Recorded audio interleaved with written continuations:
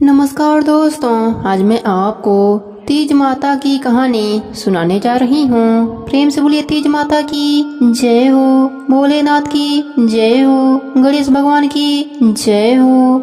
एक समय की बात है, एक नगर में एक राजा और रानी रहते थे। उनका एक ही पुत्र था। रानी बड़ी ही धार्मिक प्रवृत्ति की महिला थी और राजकुमार जो बड़ी मन्नतों के बाद पैदा हुआ था, तो राजा और रानी उसे बहुत लाड से पालते थे।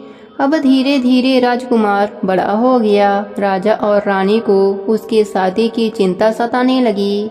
अब उन्होंने एक योग्य लड़की देखकर राजकुमार का विवाह करा दिया। अब उनका समय बड़ी खुशी से बीत रहा था, लेकिन कहते हैं ना, जो इस संसार में आता है उसे एक दिन जाना ही होता है। और इसी तरह से राजा बीमार रहने लगा और वह परलोक सिधार गया। राजा के कुछ दिन के बाद रानी भी परलोक सिधार गई। अब जो राजकुमार था वह राजा बन गया। अब जो रानी थी उसने भी एक सुंदर पुत्री को जन्म दिया। लड़की बहुत ही सुंदर थी, लेकिन कहते हैं कि मरण और जीवन भगवान के हाथों में होता है, उसमें किसी का जोड़ नहीं होता। बच्ची को जन्म देते ही रानी भी परलोक सिधार गई। अब राजा बेचारा अकेला रह गया। अब उसने लड़की का देखभाल करने लगा। 2-4 दिन 10 दिन तो बीत गए, लेकिन वह राजकाज संभाले या लड़की की देखभाल करे। तब राजा के जो मंत्री जन थे उन्होंने राजा को समझाया कि महाराज, आप दूसरा विवाह कर लीजिए, जिससे आपकी बेटी भी पल जाएगी। आपकी बेटी तो वैसे ही इतनी अभागन है, बेचारी के जन्म लेते ही उसकी माँ स्वर्ग सिधार गई, इसलिए इस बेचारी का नाम उन्होंने दयावती रख दिया। अब राजा को सबकी सलाह अच्छी लगी। राजा की दूसरी शादी हो गई। दूसरी रानी घर में आ गई। दूसरी रानी को दयावती बिल्कुल भी नहीं भाती थी। वह उससे बहुत चिढ़ती थी। दयावती अभी बहुत छोटी थी। उसे वह भूखा प्यासा रखती, वह रोती रहती, लेकिन उस पर कोई भी ध्यान नहीं देती थी। जब राजा आता तो उसके सामने उसे छोटी बच्ची का देखभाल करने का दिखावा करती। राजा समझता कि मेरी बेटी की अच्छे से देखभाल हो रहा है। धीरे धीरे दयावती 1 साल की हो गई। उसके घर में एक और पुत्री का जन्म हुआ। उसके आने से पूरे नगर में मिठाइयाँ बांटी गई, नाच गाना हुआ और उस लड़की का नाम सुखवती रख दिया गया। सबने कहा कि उसके आने से घर में खुशियों का माहौल हो गया है।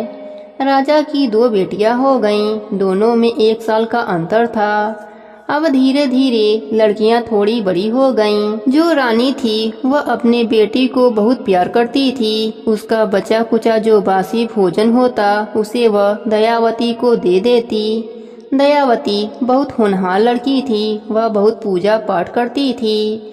जहाँ भी नगर में पूजा पाठ होता वह वहाँ पर चली जाती। उससे उसको बहुत मार पड़ती थी, साथ ही डांट भी खानी पड़ती थी, लेकिन उसका मन पूजा पाठ में बहुत लगता था। रानी को इस बात से बहुत जलन रहती थी कि यह तो बहुत पूजा पाठ करती है, क्योंकि दयावती जो थी वह सुखवती से ज्यादा सुंदर भी थी।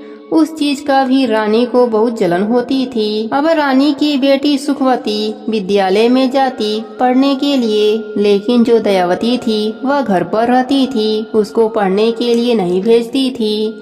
जब राजा कहता कि इसको भी विद्यालय में पढ़ने के लिए जाने दो, तो रानी कहा करती कि मेरी तबीयत खराब रहती है, यह तो बड़ी है, थोड़ा हाथ बटाएगी तो मेरा भी काम हो जाएगा। और राजा के जाने के बाद वह दुखवती से घर का सारा काम करवाती, उसे तरह तरह से दंड देती, उसको हर तरह से दुख प्रदान करती थी। अब धीरे धीरे दोनों कन्याएं बड़ी होने लगीं और विवाह योग्य हो गईं। अब राजा भी जान चुका था कि रानी दयावती को बिल्कुल भी पसंद नहीं करती है, उसके साथ सौतेला व्यवहार करती है। अब रानी ने कहा, इस दयावती की शादी करा दो, जिससे कि हमें इससे छुटकारा मिल जाए। राजा ने कहा, ठीक है, शादी लायक तो मेरी बेटी हो गई है, लेकिन उचित वर देखकर ही शादी करूंगा। सही लड़का मुझे मिलने दो। इस बात पर रानी अनशन लेकर बैठ गई और सोचने लगी, दयावती के जीवन में सुख नहीं होने चाहिए। यह सोचकर राजा से जिद कर लिया, या तो इस लड़की का विवाह किसी गरीब घर में करा दो, नहीं तो मैं जहर खाकर अपनी जान दे दूंगी। अब राजा एक रानी को खो चुका था, वह दूसरी रानी को खोना नहीं चाहता था, इसलिए वह बहुत डर गया और उसने दयावती का विवाह भिखमंगा से करवा दिया। उसके साथ विदा होकर दयावती अपने ससुराल आ गई। इधर जो उसकी अपनी बेटी थी सुखवती, वह भी विवाह योग्य हो गई थी। तब रानी ने राजा से कहा कि इसकी शादी नगर के सबसे ऊंचे खानदान में होनी चाहिए। तब राजा ने उस नगर का सबसे अमीर जो घराना था उसमें सुखवती की शादी करवा दी। दोनों बहनें एक ही नगर में रहती थीं। एक नगर के सबसे अमीर खानदान में थी और एक बेचारी भिखमंगा के घर में थी। उसके घर में 2 वक्त का खाना भी नहीं मिलता था। अब दुखवती के दुखों के दिन शुरू हो गए। लोग उसे दुखिया के नाम से भी पुकारने लगे कि बेचारी ने जब से जन्म लिया है तब से दुख ही दुख देख रही है। अब बेचारी दूसरे के घरों में चौका बर्तन करती, क्योंकि उसका एक बेटा भी हो गया था और उसका पालन पोषण भी करना था। अब बेचारी दूसरे के घरों में काम करके गुजारा करती थी। एक दिन सुखवती ने सोचा कि चलकर देखूं तो सही दुखवती के क्या हालचाल हैं, क्योंकि अब उसका नाम दयावती से दुखिया हो गया था। सुखवती सोचने लगी, क्यों न इससे अपने घर का काम कराया जाए, फ्री में नौकरानी मिल जाएगी। वह उससे कहने लगी, बहन मेरे से तेरी हालत देखी नहीं जाती, इसलिए मैं तेरे घर पर आई हूँ। तू एक काम कर, तू मेरे घर का काम करने आ जाया कर, उसके बदले मैं तुम्हें खाना दे दिया करूँगी। इस पर दुखवती कहने लगी, ठीक है बहन, मैं औरों के घर पर भी झाड़ू पोछा करती हूँ, उनका बासी बचा हुआ लाती हूँ और उसे ही हम खाते हैं, उसी से हमारा गुजारा चलता है। अब ऐसी बात है तो मैं तुम्हारे घर पर भी काम कर लिया करूँगी। अब दुखवती अगले दिन से सुखवती के घर जाने लगी। अब उसके घर का सारा काम करती, लेकिन जो सुखवती थी वह रात का जो बासी भोजन होता वह दुखवती को दे देती, लेकिन दुखवती बेचारी कुछ नहीं बोलती और चुपचाप लेकर अपने घर आ जाती। ऐसे ही दिन बीत रहे थे। तीज का व्रत आ गया। दुखवती ने तीज का व्रत रखा। बच्चा देखा आस पड़ोस में पकवान बन रहे हैं तो उसकी इच्छा भी पकवान खाने की हुई, तो वह अपने माँ से कहने लगा, माँ मुझे भी पकवान खाने हैं, तीज का व्रत है, आज मैं बासी खाना नहीं खाऊंगा। तो उसकी माँ कहने लगी, बेटा मैं कहाँ से तेरे लिए पकवान लाऊंगी, हम तो किस्मत के मारे हैं, जैसी भगवान की इच्छा वैसा ही जीवन जी रहे हैं, कभी पकवान खाने लायक बनाएंगे तो मैं तुम्हें जरूर पकवान बनाकर खिलाऊंगी।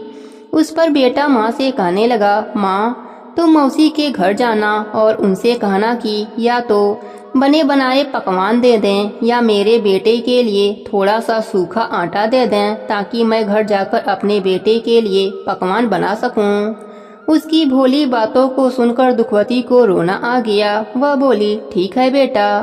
अब वह अपने बहन के घर गई। बहन के घर जाकर बोली, बहन मैंने सारा काम कर दिया है। बहन आज मेरा तीज का व्रत है और मेरे बेटे ने इच्छा जताई है कि वह पकवान खाएगा, तो तू या तो थोड़ा सा सूखा आटा दे दो या फिर कुछ बना बनाया पकवान दे दो और पूजन की सामग्री भी साथ में दे देना। इतना ही कहना था कि सुखवती झाड़ू उठाई और दुखवती की पिटाई करना चालू कर दिया और उसे मारते मारते घर के बाहर तक ले गई। अब वह रोती हुई, आज उसे बासी खाना भी नहीं मिला। रोती हुई अपने घर पर आ गई। घर के नाम पर टूटी फूटी झोपड़ी थी, उसी में आकर रोने लगी।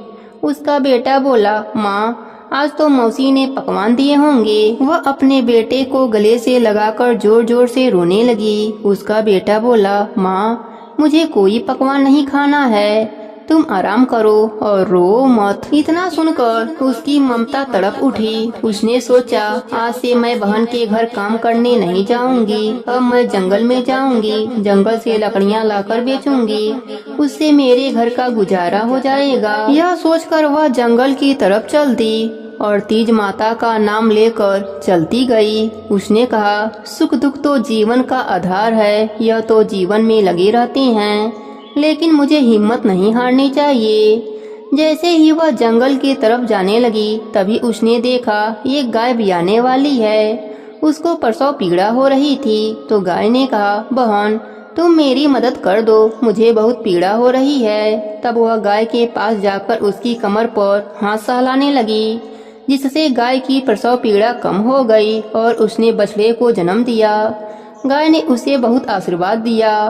वह गाय की मदद करके जैसे ही आगे चली तो उसे एक नागिन दिखाई दी। नागिन को देखकर दुखवती डर गई, लेकिन नागिन ने कहा कि बहन मैं बहुत कष्ट में हूँ, यह केचुली मेरे ऊपर चिपक गई है जिससे मुझे बहुत परेशानी हो रही है। तुम मुझे इस केचुली से बाहर करने में मेरी मदद करो।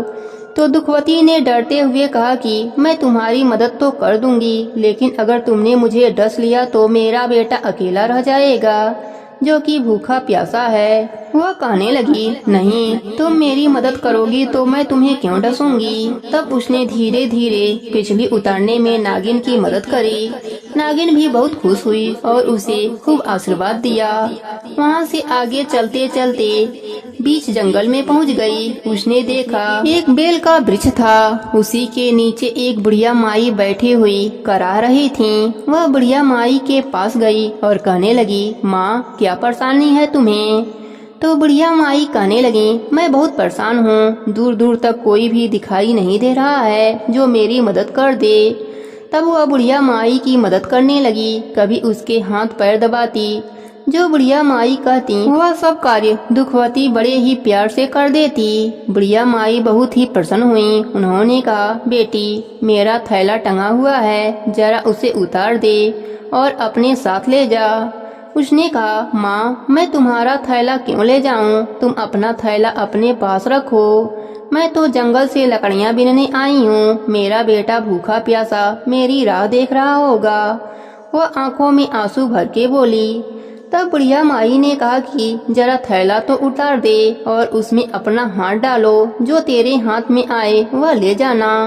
उसने सोचा खाने पीने की कोई चीज होगी, बुढ़िया माई दया करके मुझे दे रही होगी। तो दुखवती ने जैसे ही थैला में हाथ डाला तो उसमें सोना चांदी भरा हुआ मिला। तो उसे देखकर बुढ़िया माई मुस्कुराई और कहने लगी, यह सब तेरे लिए है, इसे ले जाओ। अब तुम अपना और अपने बेटे की देखभाल अच्छे से करना। जो दुखवती थी वह बहुत खुश हुई। अब वह वहाँ से चली तो रास्ते में वही नाग मिली। नागन बोली, बहन तुमने मेरी बहुत मदद करी थी, आज मैं भी तेरी मदद करना चाहती हूँ। वह नागिन दुखवती को नागमणि दिया और बोली, यह नागमणि है, इसे तुम अपने साथ ले जाओ, इससे तुम्हें कभी भी अन्य धन की कमी नहीं होगी। दुखवती बहुत खुश होती है। आगे चलती है तो वही गाय और बछड़ा मिलते हैं। गाय कहने लगी, तुमने मेरी बहुत मदद करी थी, मैं तुम्हारे साथ चलूंगी। गाय को भी अपने साथ ले लिया। आगे आगे दुखवती और पीछे पीछे गाय और बछड़ा चलने लगे। जैसे ही वह अपने झोपड़ी में गई वैसे ही सुंदर घर बन गया। अब तो उसने घर में नौकर चाकर रख लिए और उसका रानियों जैसा ठाट बाट हो गया। इधर सुखवती सोचने लगी, बहुत दिन हो गए हैं, क्यों ना बहन की खबर ली जाए, कैसे दिन कट रहे हैं उसका। वह उसके मजे लेने के लिए उसके घर गई। दुखवती के ठाट बाट देखकर उसे तो चक्कर आने लगे। अपने बहन दुखवती से बोली, बहन आजकल काम करने नहीं आ रही हो। इस पर दुखवती ने कहा, एक काम कर बहन, तू मेरे ही घर झाड़ू पोछा का काम कर दिया कर। तू तो मुझे बासी खाना देती थी, लेकिन मैं तुझे ताजी बना कर दूंगी। अब यह बात उसको लग गई। वह तो तिलमिला उठी। वह अपने मुंह पर झूठी मुस्कान ताने हुए बोली, अरे बहन गुस्सा क्यों होती हो, सच सच बताओ कहाँ से इतना माल आया। दुखवती बोली, मेरे पर तो तीज माता की कृपा हुई है। सुखवती बोली, सच सच बताओ, नहीं तो मैं राजा से शिकायत करके तुझे सूली पर चढ़वा दूंगी। दुखवती ने बताया, बहन तूने मुझे बहुत मारा। उसी समय मैं जंगल में लकड़ियां लेने चली गई। वहाँ मुझे नागिन मिली, बुढ़िया मिली और गाय माता मिली। सभी ने मेरी मदद करी। पूरी बात वह सुखवती को बता देती है अब सुखवती के मन में लालच आ जाता है। अगले साल तीज के दिन तीज का व्रत करती है और फटी सी साड़ी पहनकर गरीब औरत का भेष बनाकर चल दी जंगल में। जंगल में उसे एक शेरनी दिखाई दी जो दहाड़ रही थी, जिसे देखकर सुखवती डर गई और वहां से जान बचाकर भागी।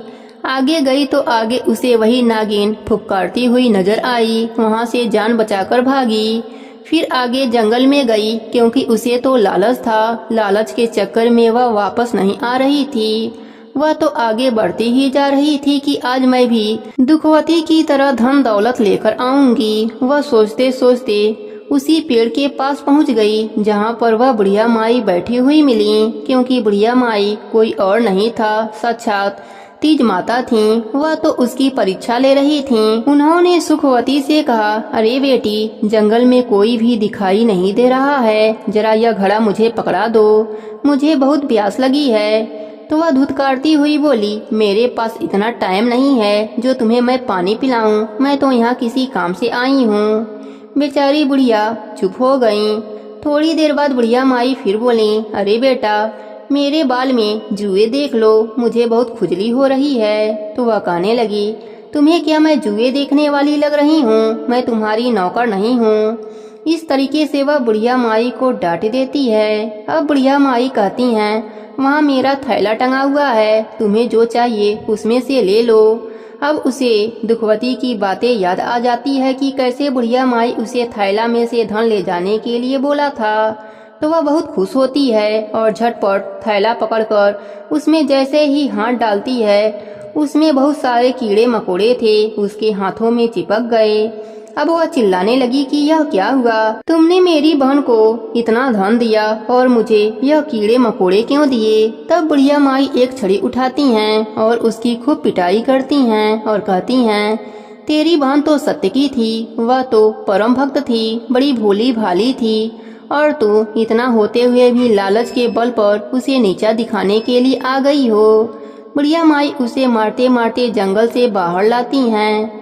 अब उसको अपने करनी पर बहुत पछतावा होता है। वह सीधा वहां से दुखवती के पास जाती है और उसके पैरों में गिरकर माफी मांगने लगती है कि बहन, बचपन से लेकर आज तक हमने तुम्हारे साथ बहुत बुरा किया है, तुम मुझे माफ कर दो। दुखवती तो दिल की बहुत अच्छी थी, उसे उठाकर अपने सीने से लगा लेती है और अपने बहन को माफ कर देती है। फिर दोनों बहनें मिलकर तीज माता की पूजा पाठ करते हैं, कथा कहानी सुनते हैं और जयकारा लगाते हैं। इधर उसके माता पिता की आंखों की रोशनी चली गई। फिर वह भी अपने करने पर पछताने लगते हैं कि हमने बहुत से पाप किए हैं, इसलिए हमें भगवान सजा दे रहे हैं। हे तीज माता, जैसे आपने दुखनी के जीवन में सुख लाया, वैसे ही अपने सभी भक्तों पर अपनी कृपा बनाए रखना। सबके व्रत को पूर्ण करना, कहानी अधूरी हो तो पूरी करना, पूरी हो तो मान रखना। प्रेम से बोले तीज माता की जय हो, भोलेनाथ की जय हो, गणेश भगवान की जय हो। अब सुनते हैं व्रत को पूर्ण करने वाले गणेश भगवान की कथा। प्रेम से बोले गणेश भगवान की जय हो।